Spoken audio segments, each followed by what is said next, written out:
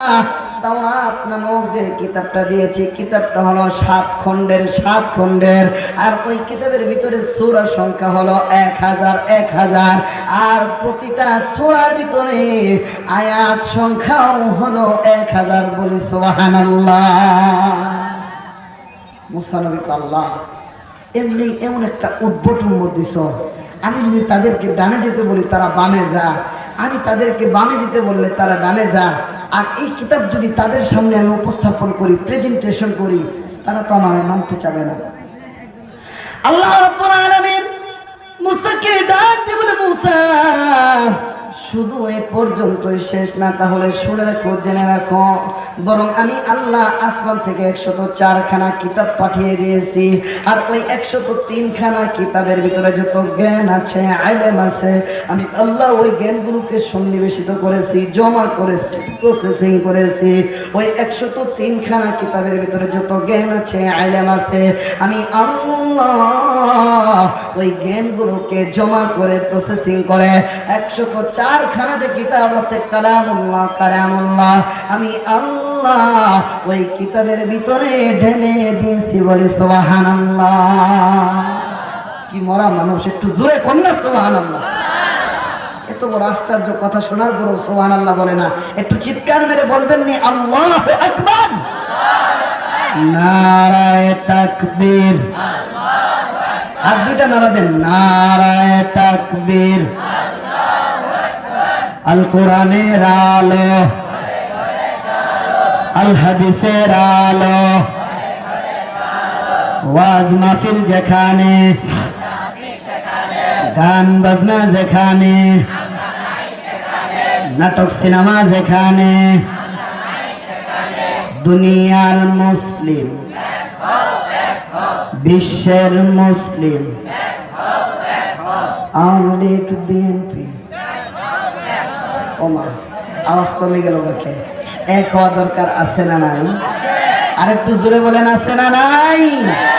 হাতের আঙ্গুল কয়টা? লাগা না ফাঁকা? সবাই বলে না, লাগা না ফাঁকা? আলু ভর্তা করতে গেলে, আরে আমার দলীয় পরিচয় আওয়ামী লীগ হতে পারে, দলীয় পরিচয় জামাত হতে পারে, দলীয় পরিচয় বিএনপি হতে পারে, কিন্তু ইসলামের ব্যাপারে আমরা সবাই এক অভিন্ন। ঠিক না ঠিক? আরেকটু জোরে আওয়াজ করে বলতে হবে, ঠিক না ঠিক? আরে মুসলমানের রাসূলের চরিত্র নিয়ে কালেমা লেপন করবে, মুসলমানের রাসূলের চরিত্র নিয়ে কালেমা লেপন করবে, রাসূলের সহধর্মী নিয়ে আম্মাজান হযরত আয়েশা সিদ্দিকার চরিত্র নিয়ে কালেমা লেপন করবে। কোন তাওহীদি জনতা মুসলমানের শরীরে 1 ফোঁটা রক্ত থাকা অবস্থায় কোন মুসলমানের বাচ্চা সেটা মেনে নিতে পারে না, মেনে নিতে পারে না, মেনে নিতে পারে না। আওয়াজ দিয়ে বলো, ঠিক না ঠিক? আরেকটু জোরে বলতে হবে, ঠিক না ঠিক? তাহলে আমরা এক একজন এক এক দলীয় পরিচয় হতে পারে, কিন্তু ইসলামের ব্যাপারে আমরা সবাই এক। ঠিক না ঠিক? আরেকটু জোরে বলেন, ঠিক না ঠিক? ভাইরা আমার, বন্ধুরা আমার, আল্লাহর পয়গম্বর মুসা ডাক দিয়ে কয়, আল্লাহ আমার উম্মতরা একটা তাল গাছের মতো লম্বা, পানিতে নামলে হাঁটু পরিমাণ পানি হয়ে যায়, আর তোমার বিশ্বনবী মুহাম্মদের উম্মতরা তো মাত্র 3.5 হাত দেহওয়ালা বড়িওয়ালা। তারা এই কিতাব কিভাবে মানবে? এই কিতাব কিভাবে মানবে?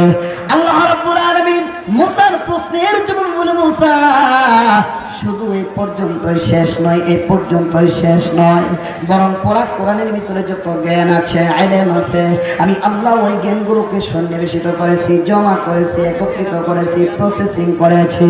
আমি আল্লাহ কোরআনের ভিতরে যত জ্ঞান আছে, ইলম আছে, আমি আল্লাহ ওই জ্ঞানগুলোকে জমা করে প্রসেসিং করে কোরআনে কারীমের শুরুতে একটি সূরা আছে যার নাম সূরাতুল ফাতিহা, উম্মুল কোরআন। আমি আল্লাহ ওই সূরা ফাতিহার ভিতরে ঢেলে দিয়েছি। বলি সুবহানাল্লাহ। মুসা নবী আল্লাহ আমার বোঝা আসে না, কেমন জানি খালি আস্তে আস্তে শর্ট হচ্ছে, একের ভিতরে সব। ছোটবেলা গাইড করছেন, একের ভিতরে সব। আল্লাহ রাব্বুল আলামিন মুসার কর্ণকুহরে জানিয়ে দেয়, মুসা শুধু এই পর্যন্তই শেষ নয়, এই পর্যন্তই শেষ নয়, বরং সূরাতুল ফাতিহার ভিতরে যত জ্ঞান আছে, ইলম আছে, আমি আল্লাহ ওই জ্ঞানগুলোকে জমা করে, প্রসেসিং করে, সন্নিবেশিত করে সূরা ফাতিহা লেখার আগে যে একটা বা, সিন, মিম, আলিফ, লাম, হা, বিসমিল্লাহ, আমি আল্লাহ আল্লাহ ওই 7 অক্ষরের ভিতরে ঢেলে দিয়েছি, বলি সুবহানাল্লাহ।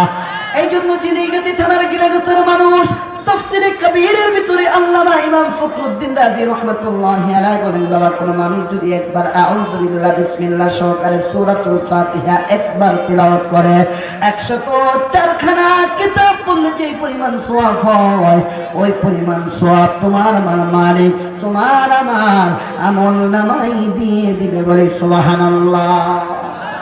আর একটু জোরে করুন না সুবহানাল্লাহ। তাহলে এই কিতাব ছোট কিতাব না বড় কিতাব? সবাই বলে না ছোট কিতাব না বড় কিতাব? আল্লাহ রাব্বুল আলামিন মুসার কর্ণ করে জানিয়ে দেয়, মুসা শুধু এই পর্যন্তই শেষ নয়, পর্যন্তই শেষ নয়, বরং বিসমিল্লাহর 7 অক্ষরের ভিতরে যত জ্ঞান আছে, ইলম আছে, আমি আল্লাহ ওই জ্ঞানগুলোকে জমা করে প্রসেসিং করে সন্নিবেশিত করে আমি আল্লাহ দেখতে যে আলিফ আছে, আলিফ আছে, আর রহমানের শুরুতে যে আলিফ আছে, আলিফ আছে, আয়াতুল কুরসির শুরুতে যে আলিফ আছে, আলিফ আছে, আমি আল্লাহ ওই আলিফের ভিতরে ঢেলে দিয়েছি, বলি সুবহানাল্লাহ। তাহলে কোরআন ছোট কিতাব না বড় কিতাব?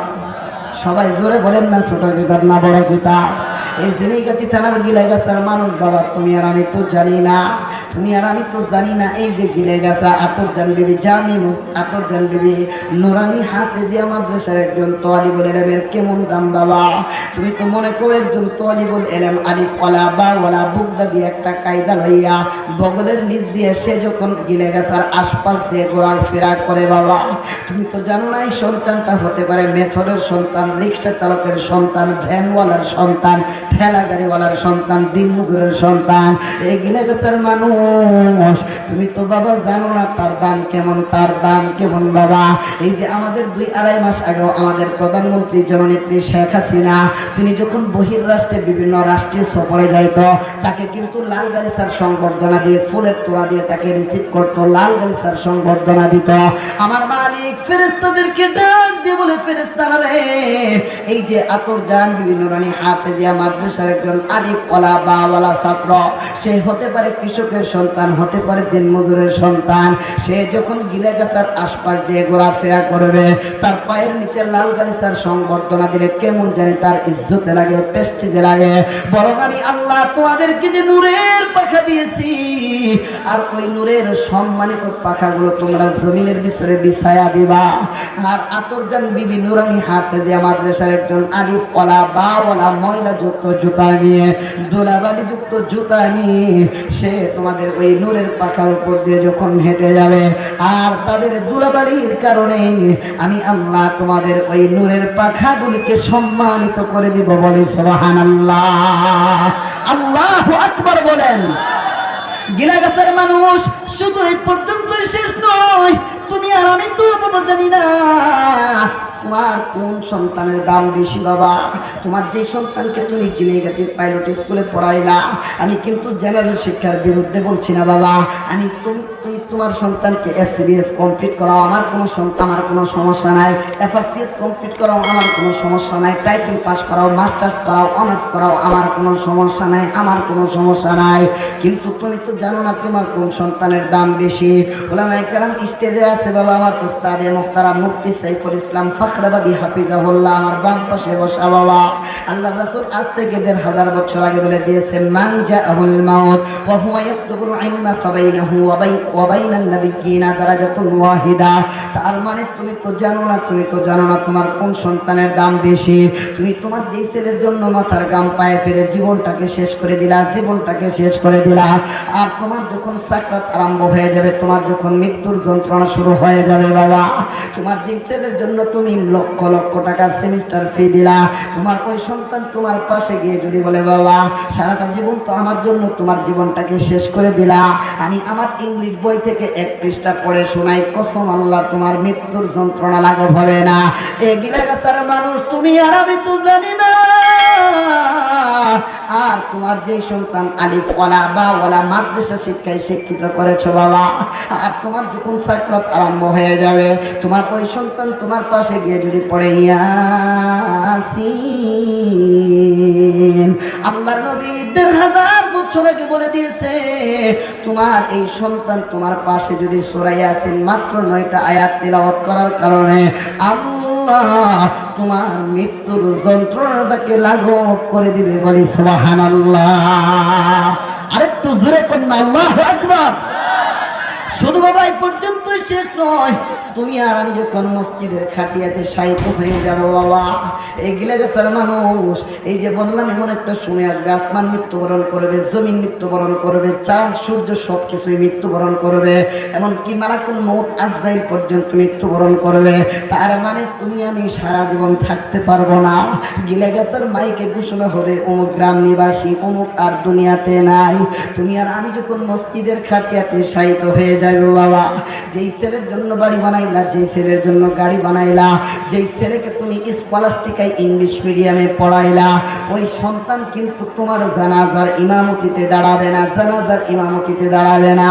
তোমার যেই সন্তানকে তুমি ধর্মীয় শিক্ষায় শিক্ষিত করেছো, এই সন্তানই কিন্তু তোমার জানাজার ইমামতির মুসল্লায় দাঁড়াইবে। তোমার ওই সন্তান যখন তাকবীর দিবে আল্লাহু আকবার, তাকবীর দেওয়ার পরে সানাও পড়ে না, দুরূদ পড়ে না, জানাজার দোয়াও পড়ে না, কিছুই পড়ে না। আসমানের মালিক আল্লাহ ফেরেশতাদেরকে ডাক দিয়ে বলে, ফেরেশতারা রে, এই যে বান্দা তাকবীর দেওয়ার পরে সানাও পড়ে না, দুরূদও পড়ে না, জানাজার দোয়াও পড়ে না, কিছুই পড়ে না, সে শুধু কম্পন করে, কাঁপাকাঁপি করে।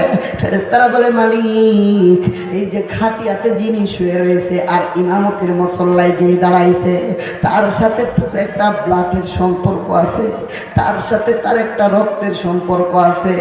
আরে আজকে বাবা খাটিয়াতে শুয়ে রয়েছে, বাপ খাটিয়াতে শুয়ে রয়েছে, মা খাটিয়াতে শুয়ে রয়েছে, সন্তান ইমামতির মুসল্লায় দাঁড়াইছে। ইমামতির মুসল্লায় দাঁড়াইয়া অতীতের স্মৃতির কথা মনে পড়ে গেছে। মাদ্রাসাটা যখন ছুটি হইতো, সন্তান বাজার মাদ্রাসা মদিনাতুল উলুম মাদ্রাসায় পড়তো, বাবা বাজার পর্যন্ত আগায় নিয়ে আসতো। মাদ্রাসাটা যখন ছুটি হইতো, আতরজান বিভিন্ন রানী মাদ্রাসায় পড়তো, বাবা মাদ্রাসা থেকে আগায় নিয়ে যাইতো। আবার মাদ্রাসাটা যখন খোলার সময় হইতো, বাবা মাদ্রাসা পর্যন্ত পৌঁছে দিয়ে যাইতো, পৌঁছে দিয়ে যাইতো। আজকে বাবা খাটিয়াতে শুয়ে রয়েছে আর সন্তান ইমামতির মুসল্লায় দাঁড়াইছে, ইমামতির মুসল্লায় দাঁড়াইছে। আমার মালিক ফেরেশতাদেরকে ডাক দিয়ে বলে, ও ফেরেশতারা রে, তোমরা সাক্ষী থেকো, এই বান্দা সালাম ফিরানোর সাথে সাথে তার মা বাবার বেহিসাব গুনাহ আমি আল্লাহ মাফ করে দিলাম। বলি সুবহানাল্লাহ। আলেমেরই মাতা পিতা বড় ভাগ্যবান, রোজ হাসরে মাথায় হবে তাজ পরে দান, হাসরেরই কঠিন মাঠে হবে হাহাকার, সেই মুহূর্তে দেখবে সবাই কিনা চমৎকার। প্রশ্ন হবে মুকুট মাথায় কে বা কাহারা, জবাব হবে আলেমেরই মা বাপ তাহারা। প্রশ্ন হবে মুকুট মাথায় কে বা কাহারা, জবাব হবে হাফেজেরই মা বাপ তাহারা। প্রশ্ন হবে মুকুট মাথায় কে বা কাহারা, জবাব হবে আলেমেরই লজিং মাস্টার তাহারা। চিৎকার মেরে বলা যাবে মারহাবা। তাহলে কোরআনের দাম কম না বেশি? সবাই বলে না কম না বেশি? সবাই হাত দুইটা